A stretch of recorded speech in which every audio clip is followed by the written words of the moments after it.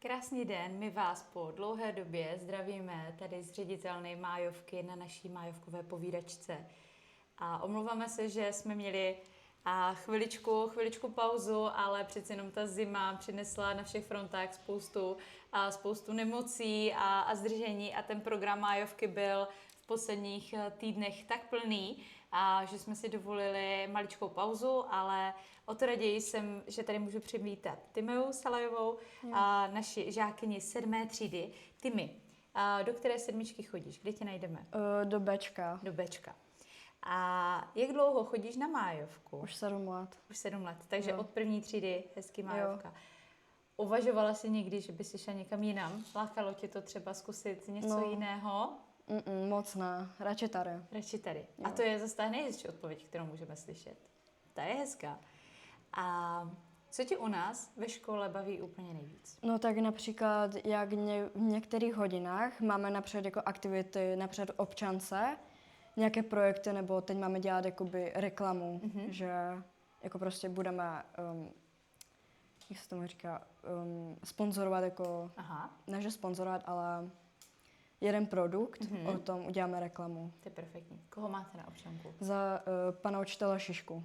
A on je váš třídní? Jo. Takže za ním jde velká pochvala asi i za tu občanku, i za to třídnictví, myslím. Jo? A jaký je pan učitel? Co nám na něho prozradíš? Jako... No tak on je strašně hodný, jako milý, jakoby vždy se s ním všechno dá řešit jako v pohodě a prostě pomáhá každému, co může. To je hezké, to je krásné. A máš ve třídě kamarády, se kterými trávíš čas i mimo školu? Jo, s Aničkou nebo ještě se Šájou, trávíme hodně venku. Chodíme napřed do města nebo tak. A v rámci těch 7 tříd bavíš se i s někým třeba z vedlejší třídy, že byste se vídali? No za 7A s Kačkou. Jo. S Kačkou? A co jste naposledy ve škole? Co jste ve škole? Co jste spolu holky zažili něco fakt jako vtipného? Co je taková poslední historka? No tak ona je sice z minulého roka, ale prostě my děláme atentáty na Ondrášovky. A co si pod tím mám představit? No prostě my natřepeme tu vodu a prostě hodíme o zem. Prostě baboš haboš. Ví to třídní? No. Teď už jo. Teď už to víme vlastně všichni, takže a možná můžeme nějaký další atentát natočit, ale prosím, pojďme někam na hřiště, pojďme někam ven, jo. kde to a můžete si pak dát třeba nějakou soutěž, ale to je hezký. No. A protože se na májovce blíží den otevřených dveří pro naše pluskové třídy, pro ty třídy Májovka plus, kdy vlastně děti mají možnost se k nám přihlásit právě od té 6. třídy. A co bys si řekla dětem, které přemýšlí, jestli na to Májovku jít nebo nejít? Tak jako měli by, protože jako docela hodně tady akcie, hlavně pro ten 1. stupeň. Teď nevím jaká, ale to asi no. Hlavně ten 2. stupeň, například ta valentínská party, ta je strašně dobrá. Nebo ještě jak chodíme prostě ten den hudby, nebo na... Den tance? Jo, den tance, prostě jdeme okolo školy a prostě tak. A já toho využiju, ty mi na chviličku, a chtěl bych právě zmínit spoustu akcí, které se vlastně v té pauze staly a které tak trošičku i tu pauzu v té naší povídačce vlastně způsobily. Je to ta valentínská diskotéka, kterou si zmínila. A měli jsme ji vlastně těsně před tím Valentínem. A v odpoledních hodinách byla tady pro 2. stupeň. A z mého pohledu, z pohledu toho pedagoga si myslím, že to bylo moc fajn.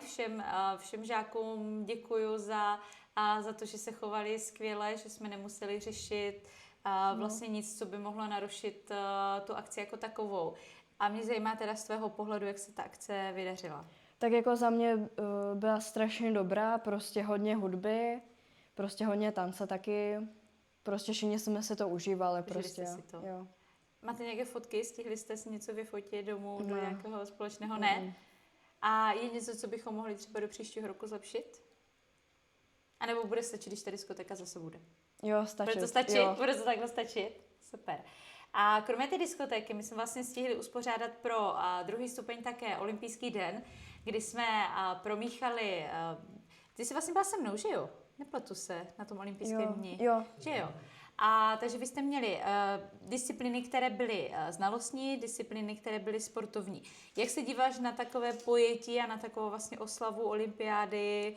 Bylo to fajn mít něco znalostního, něco sportovního, nebo by si uvítala ten den tak trošku tak jinak? jako já vůbec že jako koukám, ale ne tak moc, že jako vypadá úplně fanoušek, ale jako pár znalostí se určitě hodí do toho zeměpisu hlavně. To je fajn. No a to, co probíhalo u nás, to byl ten olympijský den, valentýnská diskoteka, kterou jsme zmínili, to byly akce pro druhý stupeň. A pro druhý stupeň jsme tady také měli exkurzi nebo takovou přednášku 2 studentů z Japonska. Jo. Byla jsi? No jakoby já jsem viděla jednoho studenta. Jenom jste se potkali. Ke mně se totiž dostali ty ohlasy přímo od dětí, které na té přednášce byly a bylo to tak fajn, že mi to udělalo velikou radost. A pokud nás sleduje někdo, kdo má třeba právě taky nějakého kamaráda z ciziny, určitě se nám ozvěte. My máme moc rádi tady tyhle ty návštěvy, vždycky je to fajn si rozšířit obzory a zjistit, jaké to je venku, jaké to je v jiné zemi, jak se tam žije, jak se tam nežije, jejich zvyky. Jo. A vím, že děti byly natolik, jako žáci byli natolik unešení, že si vyžádali vlastně i podpisy. Jo. A tak to bylo takové milé a fajn. A potom na prvním stupni jsme v minulém týdnu měli týden deskových her, kdy vlastně do výuky naše kolegyně zapracovali, tam kam to šlo, zapracovali nějakou deskovou hru. A myslím si, že děti teda byly velmi spokojené, děti byly šťastné. Jo. A teď mi napadá, dostávám se ještě k té otázce, jak to vidíš ty už na tom druhém stupni? Je pro tebe fajn ta klasická výuka, kdy to má, nechci říct, že řád, ale je to takové exaktnější, takové jako přesnější, nebo si ráda i na tom druhém stupni, když se do toho dá nějaká hra, nějaké oživení? No. Vezmeš si z těch her něco? No jako záleží, ale zase jakoby zeměpisu. Někdy jako prostě probíráme ty mapy, jako prostě ty státy a on nám dá například, jakoby, že on nám bude odkryvat políčka a my jsme jakoby v týmech. Takže jakoby jde tam o výhru, jako kdo má víc znalostí. Takže ta motivace, ta výhra je fajn a myslím si, nebo aspoň já to tak vnímám, vždycky si říkám, že z těch her se taky docela dost toho naučí, tam možná takovým zajímavějším způsobem. Jo, prostě jakoby jinak než to učení klasická. Ale na druhou stranu některé ty těžší věci, právě zase dostat vám to do té hlavy, ty znalosti, asi musíme udělat takhle po starou, aby to tam bylo, aby jsme se potom mohli hrát. Jo, například ta matika prostě, tam to musíte pochopit. Tam je to třeba, tam opravdu to je tam moc jako toho hraní. Něco určitě věřím, že kolegové, kolegyně vymyslí, ale asi zrovna v té matematice toho moc jako asi nevymyslíme. Ale je to třeba taky námět, ne úplně asi jako pro nás, asi možná pro někoho, kdo bude jednou jako programovat a jednou se posunete, tak možná vymyslet nějaké hezké matematické hry, to by bylo fajn. A jak vypadá ten tvůj běžný školní den? Tak prostě jdu do třídy, přichystám se, pokecáme s kamarádkami, prostě drby. Drby musí být. A to nejsou drby, to jsou informace, to je vyměňování si informací, prostě že? Oni všechno tak rychle zjistí, prostě. A to je zajímavé. To je stejné, je to na prvním i na druhém stupni, že vždycky všichni všechno víte a fascinuje mě, že vlastně žáci mnohdy ví i mnohem víc než já, jako pedagog, takže já se spoustu věcí dozvídám od vás, což je jako vtipný. A když se budeme bavit ještě zpátky o té škole, co tě nejvíc posunulo, nebo co tě nejvíc tady naučilo, nebo kdo? Může to být i někdo z pedagogů, kdo máš pocit, že ti dal, nebo který předmět je třeba takový ten, jako, co si řekneš, tak tohle to fakt si budu pamatovat, tohle to je super, to mě baví, to mi dává hodně. Jako, mám jakoby 2 předměty, jako matika, prostě ty zlomky, to dělení, prostě je to tam jednoduché a jde to i lehce pochopit, že jako prostě, umím to. A to je fajn. A tam je ten okamžitý výsledek vlastně. To je, ve chvíli, kdy ti to sedne, tak v tom zase ta matematika má obrovskou výhodu proti všem jiným předmětům, že tam ve chvíli, kdy ti to tak jako hezky sepne, tak to najednou jde a jde to velmi rychle. Jo. A ten druhý? To je přírodopis, ten mě naučil možná víc než první stupeň, protože jakoby v tom prvním stupni jsme se jen jako naučili poznávat, co je kapr a prostě tak. A kdo je tvůj vyučující na přírodopis? Pan učitel Buchvaldek. Pan Buchvaldek, tak ten je, takže zase velká pochvala i za něj. Jo. A kdyby si měla májovku popsat jedním slovem, jaké by bylo? Učení. Učení? Jo. Ale je zábava, jako prostě, že jsou tady i jako prostě někdy, na prvním stupni jsme byli například v Polsku, jako prostě nakupovat. Takže. Ale přece jenom ta odpověď mě vlastně jako velmi těší, že opravdu to vnímáš, že fakt je to o tom učení, ale není to v žádném negativním smyslu, že fakt jako z toho, jak se odpověď a tak rychle to vystřelila, že vlastně vidím, že to vnímáš, že fakt ta škola ti dává dost a to je pro nás velmi, velmi důležité. A já teda na to navážu, já jsem to zmínila na začátku a nás ve čtvrtek 26. března čeká den otevřených dveří právě pro ty zájemce o ten druhý stupeň u nás na Májovce, o ty třídy Májovka plus. Kdo už je pamětník moje generace, tak ví, že na Májovce bylo to označováno jako matematické třídy.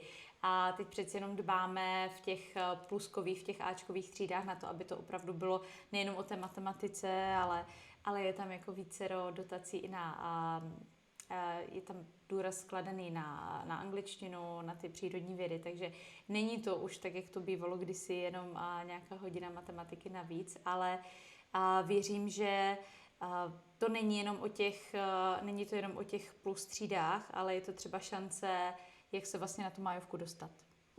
Takže třeba se na to kouknout i tady. A z toho, co nás čeká, co nás v tomto měsíci čeká, tak je spojená akce 1. a 2. stupně. A v pátek 20. března do školy všichni přijdeme, nebo doufám, že všichni, nebo doufám, že hrozně moc si přeju, abychom byli všichni. To asi mi nevyjde, ale většina z nás přijde s každou ponožkou jinou. Ty proč přijdeme s každou ponožkou jinou? Kvůli Downova syndromu, aby jsme je podpořili. Co takového, myslím. Přesně tak. A na 21. března, což je sobota, totiž připadá Den Downova syndromu, takže my jsme se rozhodli podpořit tuhletu krásnou akci a krásnou myšlenku, abychom si o tom měli možnost popovídat i s vámi, protože mnohdy lidé, kteří ten Downův syndrom mají, se setkávají s mnoha předsudky, takže chceme na té májovce, abyste se učili i to, jak vlastně být tolerantnějším, otevřenějším a abychom měli možnost si vlastně o tom, co vůbec ten Downův syndrom je, abychom si mohli společně popovídat. Takže v třídnických hodinách a tam, kde budete se svými třídními, tak určitě proběhne nějaká alespoň krátká diskuze o tom, co tedy Downův syndrom je. Tak to je to, co nás čeká v té nejbližší době. A ještě bych se zeptala tebe, na co by si pozvala děti, aby se přišly na ten den otevřených dveří podívat? Co by neměli minout? Tak jako tu akci. Jako tu akci? No, tak. A ve škole jako takové, co tady máš třeba ráda? Něco, co máš ráda, nějaký jako koutek nebo nějakou učebnu, kde se cítíš dobře, kam ráda chodíš? Tak jako například my tam chodíme jako docela hodně málo, ale například jako v chemii prostě, té učebně, je to tam strašně zajímavé. To je vždycky baví. Chemie prostě ta táhne, to je určitě. A ještě něco? Ty napadá? Asi ne. Asi ne? A já bych ještě zmínila, nevím, jak moc to nestihneme, my jsme už jenom takový jako maličký krůček a od toho, abychom zavedli do výuky také virtuální realitu. Dneska byli proškoleni moji kolegové, takže vlastně na Májovce máme asi pár týdnů, máme vlastně brýle simulující virtuální realitu, takže my se moc těšíme, až tady tohleto doklepneme do té naší. Neříkám, že úplně každodenní výuky, protože přece jenom věřím, že o to bude velký zájem a budeme si to chtít všichni aspoň někde na chviličku vyzkoušet. Ale určitě, abyste si to protočili. A myslím si, že tohle to zase bude úplně jako jiný zážitek, takže dovedu si představit právě potom třeba ten zeměpis, že se takhle jako projdete někde uličkami Paříže a v té virtuální realitě a to bude úplně skvělý. Tak na to já osobně se moc těším. A nakonec jsem si nechala ne je to nejhezčí, ale to, co mě moc těší. Máme za sebou zápis do prvních tříd, my moc děkujeme, ten zájem byl obrovský, bylo to fajn vidět, potkat se s těmi, kteří nás budou čekat v září, potkat a ty nové tváře a zažívat ty první kručky s nimi, tak to bylo moc fajn. Já děkuji všem, kteří došli, kteří nám dali tu důvěru, že na Májovku dovedli své děti a samozřejmě děkuji i kolegyním, které se na tom zápise podíleli, protože to je dosti náročná akce pro nás, pro všechny, takže já moc děkuju. A chtěla bych tady poděkovat žákům, kteří v únoru a v březnu měli prostě neskutečné úspěchy a my si bereme první místo v okresních kolech chemické olympiády a soutěži v programování. A naše děti postoupily i do městského kola v recitační soutěži, kde se umístili na krásném. Máme, tuším, doufám, že to nepletu, máme 2 první místa a jedno třetí, takže já si myslím, že to je moc fajn a vlastně všechno. A já jsem si mohla tu chemii vyzkoušet během té olympiády, během toho okresního kola, tak to bylo moc fajn. A musím uznat, že fakt jako ta učebna je skvělá a je zajímavá. Já se kouknu ještě do chatu, jestli máme nějaký dotaz, jestli nám něco přišlo, ale pokud koukám dobře, tak asi nemáme nic. Tak, já vám teda za dnešek moc děkuji, že jste se připojili, že jste nás sledovali, kdo to stihl živě, kdo to nestihl živě, děkuji, že si najdete čas se na to podívat i ze záznamu. A ty mi moc děkuju. Že jsi za námi dneska přišla za odvahu, protože fakt vím, že to není jednoduché tady takhle přijít a mířit na tebe světla, kamery a když na to člověk není zvyklý, tak je to... A nakonec to bylo fajn, víš? Jo, bylo. Děkuju. Děkuji za sdílení všeho, za to, že to hezké si tady řekla. Tak moc děkuju. Mějte se krásně a pokud zase pro nás máte nějaký podnět, ať je to host tady do Májovky a může to být někdo z žáků, může to být někdo z mých kolegů, tak budeme určitě rádi za nějaké podněty. My máme připraveno, chystáme pro vás malinké překvapení, kdy si do Májovkové povídečky pozveme někoho externího. Ale protože nechci být důležitá, ale protože nemáme ještě pevné datum, tak bohužel dneska ještě pořád nemůžu říct více, ale sledujte sítě Májovky a sledujte sítě Hlasu Máje a tam se dozvíte veškeré info. Mějte krásný zbytek odpoledne a brzy zase na viděnou.